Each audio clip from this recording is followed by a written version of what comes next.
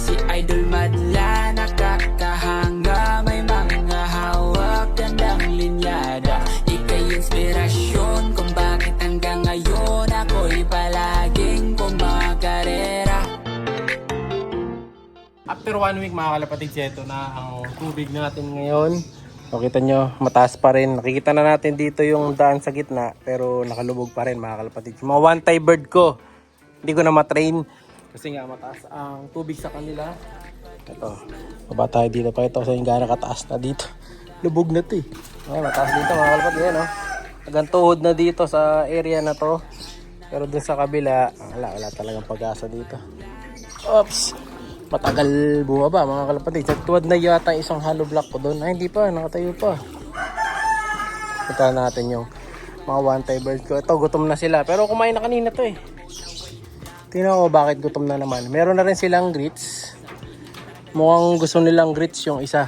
Yung tawag doon, grits stone talaga. Kasi Taiwan soil binigay ko sa kanila eh. So try ko silang bigyan ng grits mamaya. Kukuha natin doon sa loob.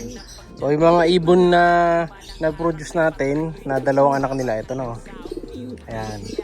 No? So bago ko buksan, kunin ko muna nga yung grits para isang bukas na lang ako. Delikado na kasing kawalan sila. Delikado ng buksan. Kasi kaya na nilang tumakas, mga kalapad. Haba na yung bagay. Kahit ako sa inyo mamaya.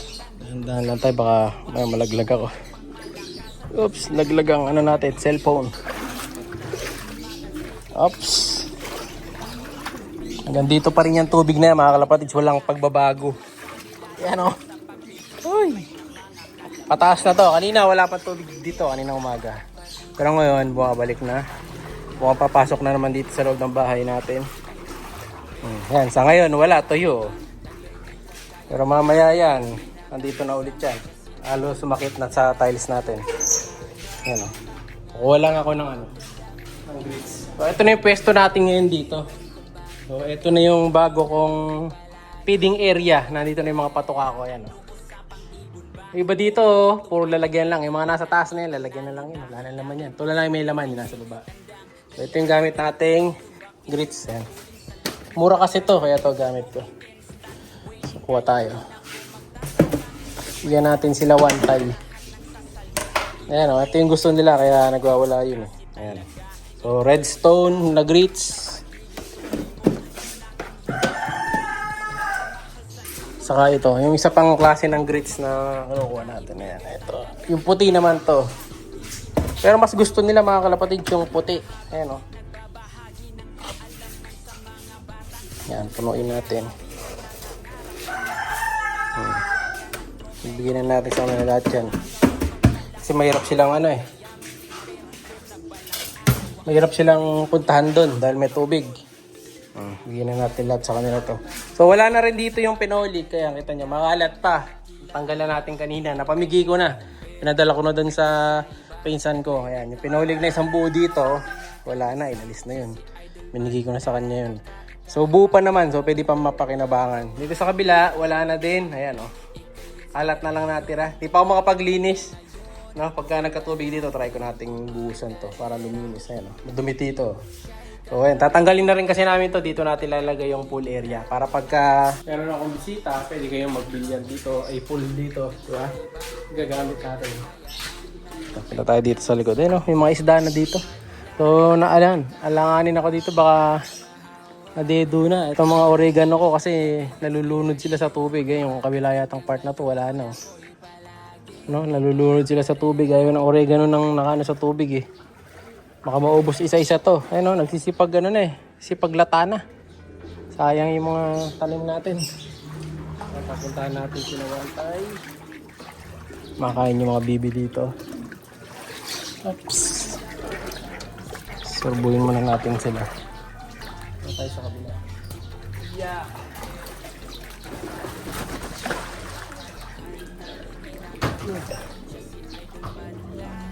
Yung bibi natin dati 6. 4 na lang. Nalugaw na yata yung 2. Oh, na maalam na. Ay, may isa pa. Nandun, isa na lang pala. Ito sila. Gusto ng grits. Bigyan natin. haba ng bagwis na ito mga kalapatids. Delikado ng ano, pawalan to. Kaya alanganin na ako na ano to eh. Na i-training pa natin eh. Baka yung anak na lang nila train natin. Cancel na sila. Ito sila oh. Diba gusto nyo? Tingnan natin kung gusto nila to. So ayan yung anak nila. Uy! Tinapon mo na. Look pa. O ayan ang grits mga kalapatids oh.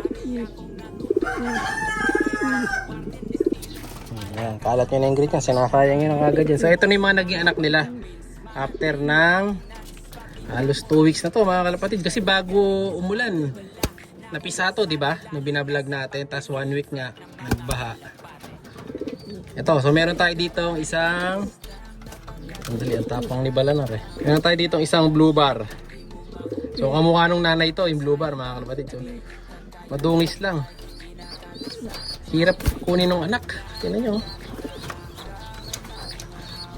Ito naman yung isa. Yung mas malaki, checkered. So lalaki to. Ayun yung possible babae. Okay. Tapang mga kalapatids. Ayan o. Ito nyo na. Masyadong ano siya, protective.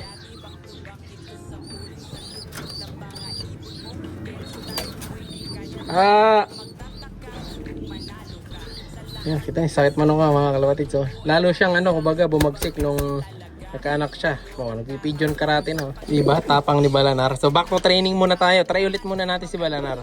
So, ito yung bagay si Balanar oh. Ano, haba na.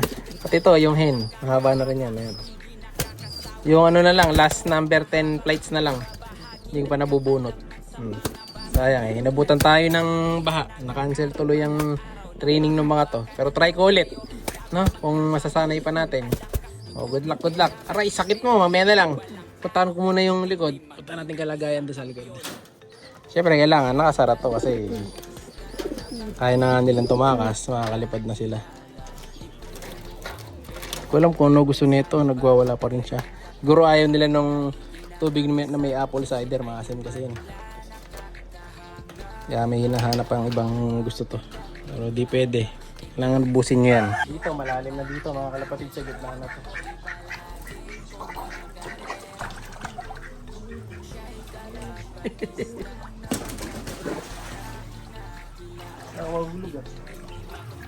Yeah.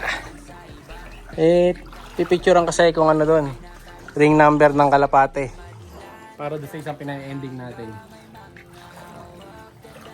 Tapos yung mga nagchat-chat doon sa mga available na ibon, meron. Basta PM lang kayo. Yeah.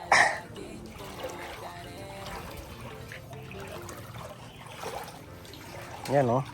Dito. Mamaya meron na to yung hagdan na to. Ipipicturean lang ako mga kalapatid. So ayan, ganito kataas dito. Yung itlogan ng manok natin. Ayan, kita nyo. May tubig na rin. Ayan o. Lubog din dito. So nung nakaraan, nandito na naman yung bayawak na nakaraan. Nakita ko dito, lumalangoy eh. Tapos yun nga, nagpunta siya doon. Papunta sa Gedli. Hindi siya dumadaan. No? So yun ang update ko sa inyo ngayon. Dito sa likod, yan, kita nyo. Ayun no, may mga tilapia doon, no? Lalaki oh. Mga arroyo, ayan oh. Saan?